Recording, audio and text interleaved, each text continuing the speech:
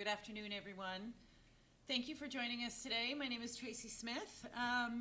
Really appreciate our media partners joining us. As you know, we very much rely on you to help inform the community of developments here at Thunder Bay Regional Health Sciences Centre. So today's format is going to be, I'll do a little bit of an introduction. Dr. Stuart Kennedy, who is Incident Manager for Thunder Bay Regional Health Sciences Centre's COVID-19 response, will make a statement. We will then work with some previously or pre-submitted questions from some of you, and then we will jump to questions submitted during this portion of the activity. So you can continue to submit questions. As per the instructions, we'll receive those and we will address those. So I'm going to begin by welcoming everyone to today's situation report for Monday, June the 1st. As you know, my name is Tracy Smith, Information Officer, and I'm here with Dr. Stuart Kennedy, who is Incident Manager with Thunder Bay Regional Health Sciences Centre's COVID-19 response. So we will turn things over to Dr. Kennedy to provide a statement and an update regarding our current situation. Dr. Kennedy. Thank you, Tracy. And I'm joined in the room right now by Jean Baratowick, our CEO of Thunder Regional Hospital, Dr. Greg Gamble, who is Chief of Infectious Disease, Dr. Zaki Ahmed, who is our Chief of Staff, and Dr. Peter Voros, who is our EVP of Clinical Programs. So what we'll do is we'll read a statement, and we'll certainly take questions from the media, and we'll delegate the answers to the appropriate individuals in the room. As you are all aware, June 1st was the beginning of our recovery day, where we're going to increase our elective surgery by 25%. And I'm going to outline a story why that has not happened based on some new information and an index case that we were aware of last night. So throughout the COVID-19 pandemic, the health and safety of patients, staff, and professional staff, and the community has been our utmost priority.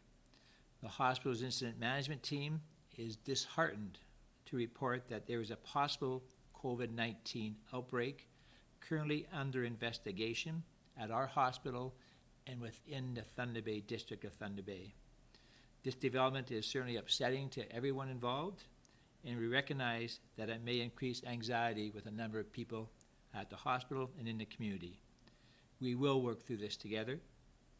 We are collaborating with Thunder Bay District Health Unit and our infection prevention and control experts to trace contacts. All known contacts, including patients, staff, and professional staff, have been or will be tested as soon as possible.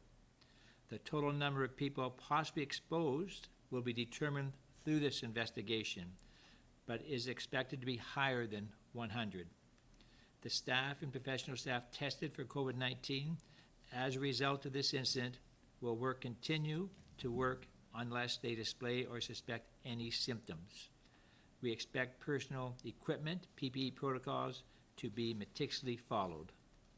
We must and will do everything in our power to limit the risk of spread. Precautionary measures are being implemented to protect all, including restricting all non-essential entrance to this hospital. This includes the cancellation of non-essential procedures, such as non-urgent surgeries and ambulatory care appointments. Every effort to contact impacted patients is underway.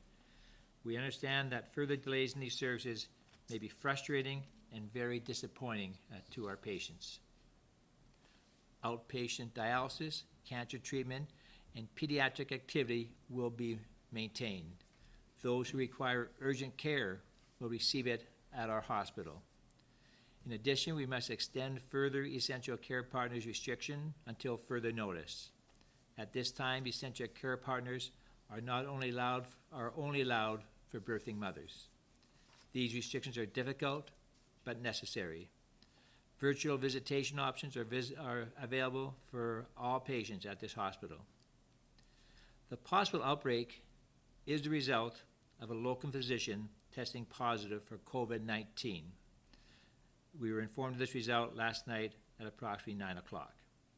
The physician, through his employment and through his care of patients, worked in several areas of the hospital over the course of 6 days before testing positive. Certainly, we've talked to the health unit and we've talked to our head of infectious disease. The risk of this individual is low. And I want to emphasize the risk of this individual is low, but we are taking all specific precautions to make sure we have good containment. Regarding the locum status, despite extensive recruitment efforts, our hospital in critical areas is still highly dependent on physicians who live elsewhere to provide critical care services in northwestern Ontario. At the beginning of the pandemic, we restricted any travel from outside northwestern Ontario. Those restrictions were decreased to ensure the provision of care as local physicians began to experience exhaustion due to extra work required to meet the demand. All essential physicians from outside northwestern Ontario are screened prior to arrival to this region.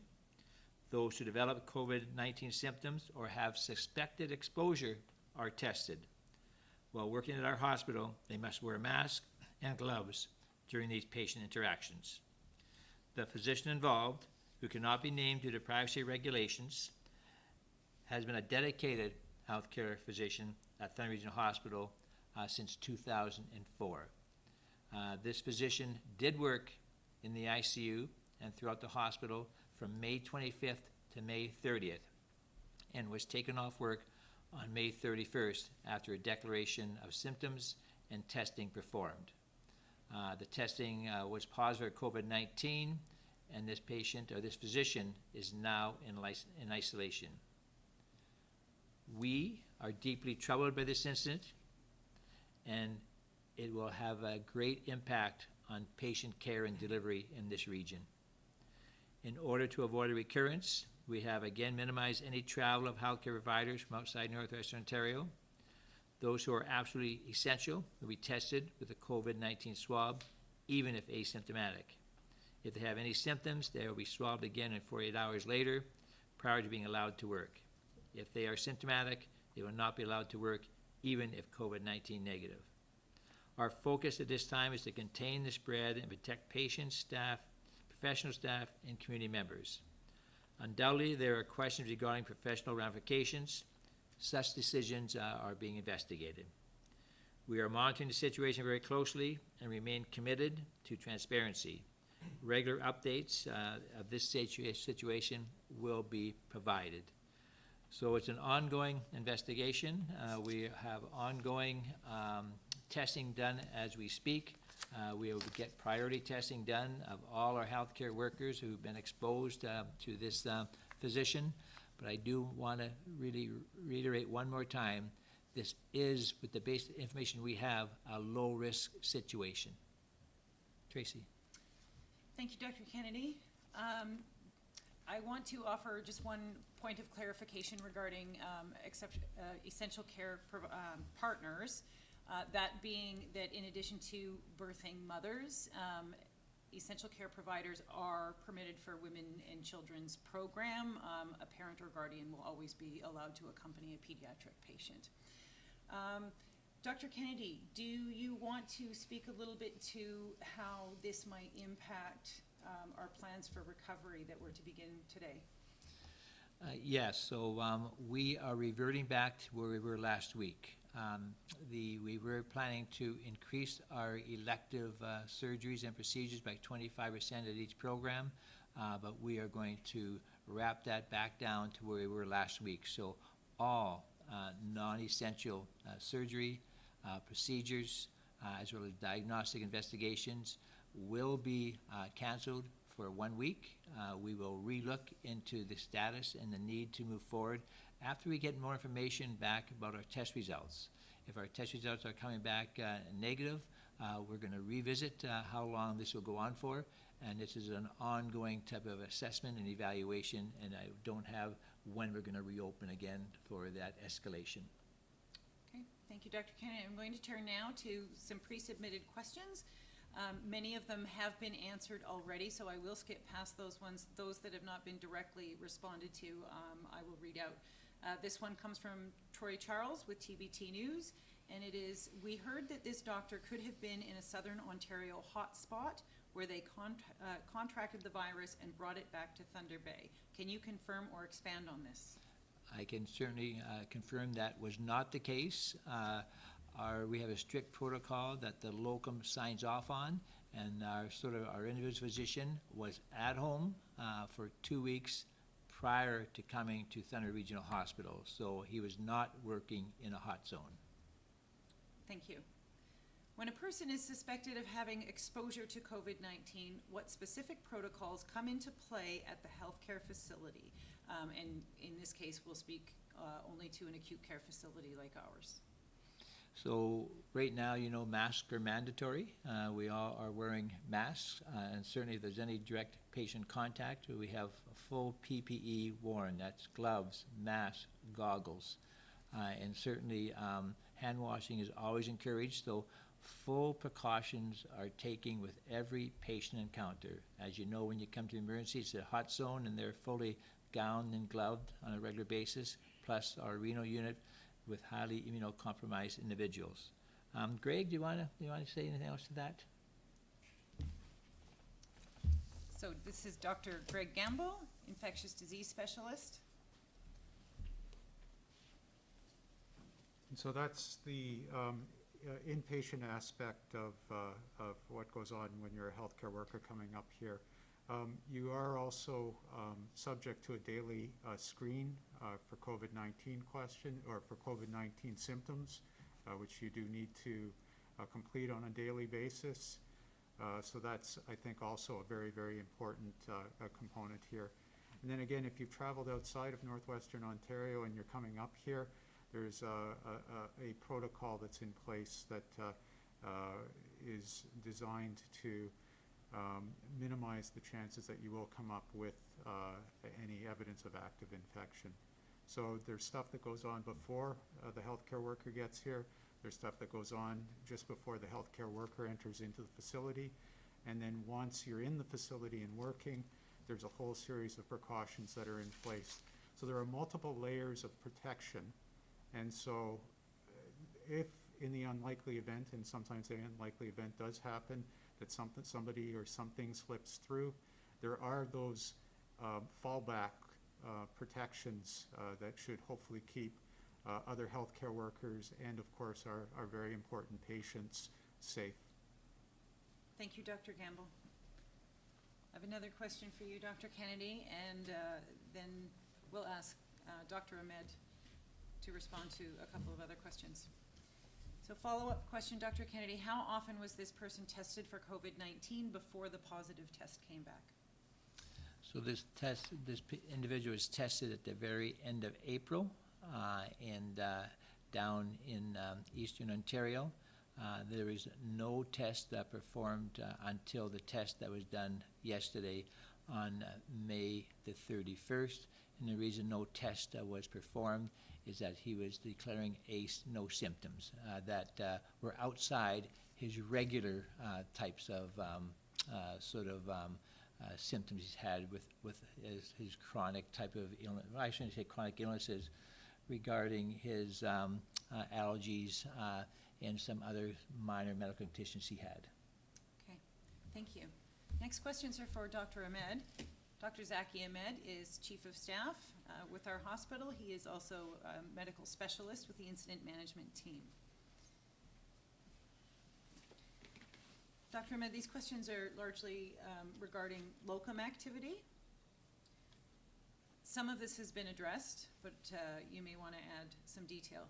Why are locums still being used at the Health Sciences Center? I believe out-of-town locums were not being used for a while. Are surgeons and other physicians being used at the hospital as well to not be dependent on locums?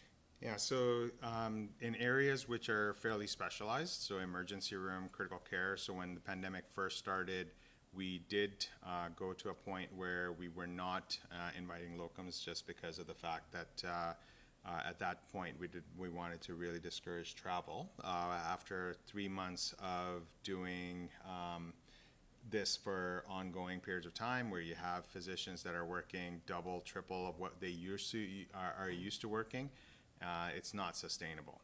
So as we get longer and longer, you start getting burnout of physicians, and we still are at a point where we're locum dependent. These are highly specialized areas where we can't use physicians who are not trained in critical care or emergency medicine with high acuity patients. Okay. So that actually covers locum questions, Dr. Ahmed. Thank you very much. Dr. Kennedy, I'll ask you to come up and address this next question, which is, how is the supply of PPE holding up? So our supply of PPE is still critical. We are very fragile for the gown supply. We certainly have enough at this point N95 masks. We have sufficient gloves. But with this recent incident of exposure, we can certainly expose ourselves to increased use of PPE.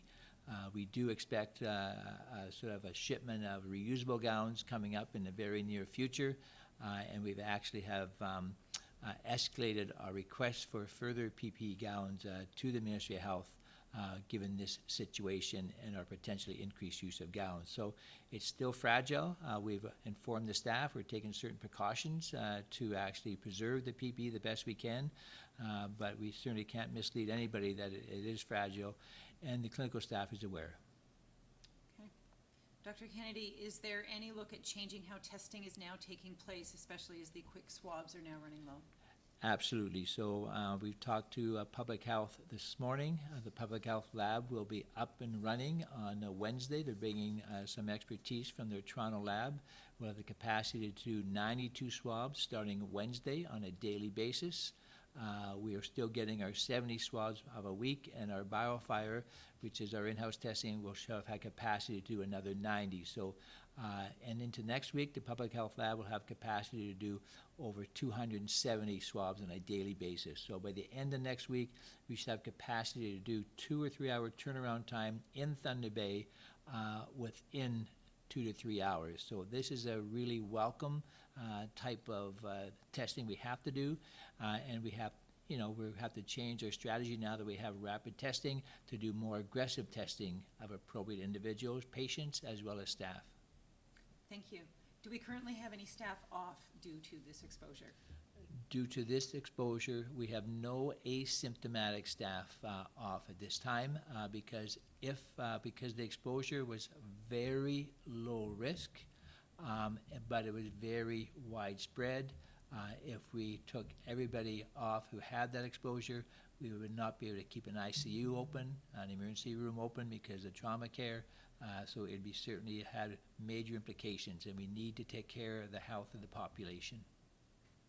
Do you expect any positive cases to come out of this interaction between the physician and the patients?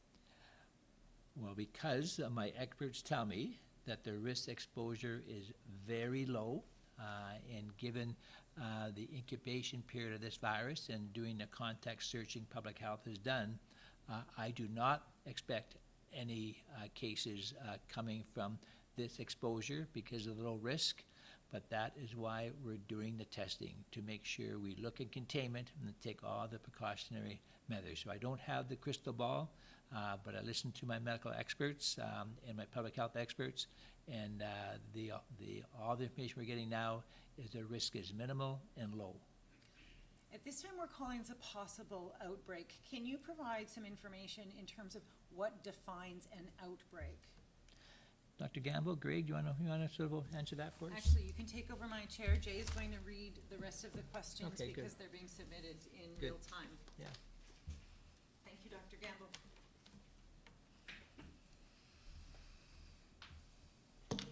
So the current definition for a hospital outbreak is 2 laboratory-proven cases within the hospital with an epidemiologic link between those cases. So under the current situation, we do not have a hospital outbreak.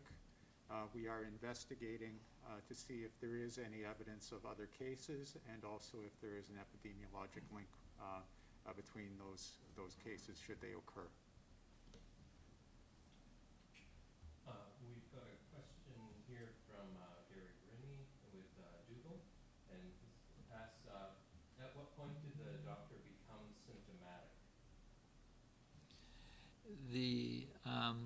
Dr. Med, Zaki, do you want to sort of, want me to answer that? I'm good either way. Okay, yeah. So he screened every day, as Dr. Gamma has outlined, and he screened negative to those symptoms. He was approached feeling ill on Sunday morning, more than he has been, and he was then sort of recommended to go for testing and taking some time off. And at what point did the hospital become aware that he was symptomatic? On Sunday morning, usually around 8 o'clock in the morning. He had the appropriate swab done, the appropriate investigations done, sent home, and then the swab came back positive late last evening around 8 o'clock. And how many patients or staff may have been exposed? So right now, we're looking at 11 patients, I believe, that's under investigations that are still in hospital. There were a number of outpatients also exposed. And staff, as said earlier in the report, was over 100 staff exposed. But again, this is low-risk exposure. So that's why I want to sort of, you can't underestimate, when you assess risk, you look at sort of high probability and low probability. This was low probability exposure. On that note, question from Troy Charles at Dougal. What about this individual doctor's case leads you to the low-risk designation? Okay. The time course of the individual's illness would suggest that the infection probably occurred earlier on, before the patient actually, or the individual actually arrived in Thunder Bay.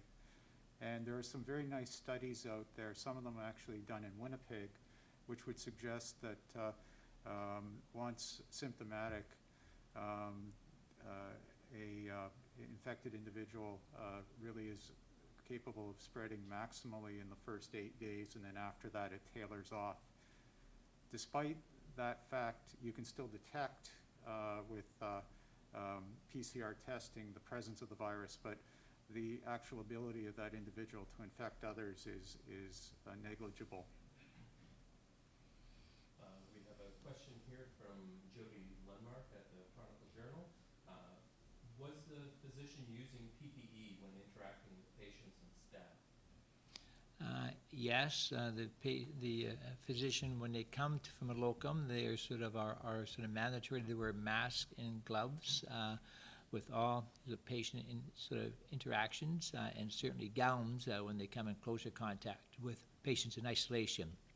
But as you know, certainly it's difficult to keep that with 100% of the time. So there certainly may have been sort of breakage of protocol from time to time for short periods of time. Question from James Murray at the News Ledger. What is the capacity for contact tracing? Come to that, Greg? I think our capacity is, let me put it this way, our capacity is more than sufficient at the moment. And I think both within the hospital and outside the hospital with our local public health unit, we're more than capable of addressing an issue even as potentially large as this one. One here from Jeff Walters at CBC. Is the hospital doing any investigation into the behavior of the physician wearing PPE, etc., and how they could have passed it along to patients? So I just want to emphasize, this was a physician this time, but all healthcare workers have that responsibility to do the appropriate screening. So this isn't a physician versus a nurse versus a housekeeper. This is a healthcare issue that we're going to run in from time to time. Getting to your question regarding investigation, yes. Any physician, so certainly who has undergone a positive COVID-19, any nurse has undergone a positive COVID-19, requires a thorough investigation to make sure protocols were followed. And that's all the questions that we've had via email. There is about a 30-second delay, so we can give them a brief moment to catch up if they have any follow-up questions.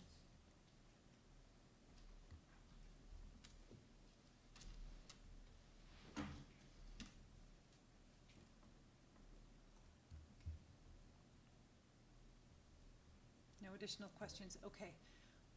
Well then, again, I'd like to thank our media partners for issuing the questions, for taking part in this session today. Anything you want to add, Dr. Kennedy, in closing? No, I really do feel that the team that has been meeting since 9 o'clock last night is on top of things. We have met with every clinical unit. We have met with every department in the hospital. We have attempted to address their concerns, and there's certainly increasing fear, but I think there's also an understanding that with COVID-19 and the type of virus you're dealing with, this is sort of not a natural occurrence. It's an unfortunate occurrence, but one that we're working ourselves through, and there's certainly no need for panic at all. And I think rest reassured, our medical experts, our nursing experts, our senior administration team certainly are on top of it, and certainly even myself feel very comfortable that the exposure was low risk, and we should come out of this quite fine. But learning as we go all the time with this COVID-19.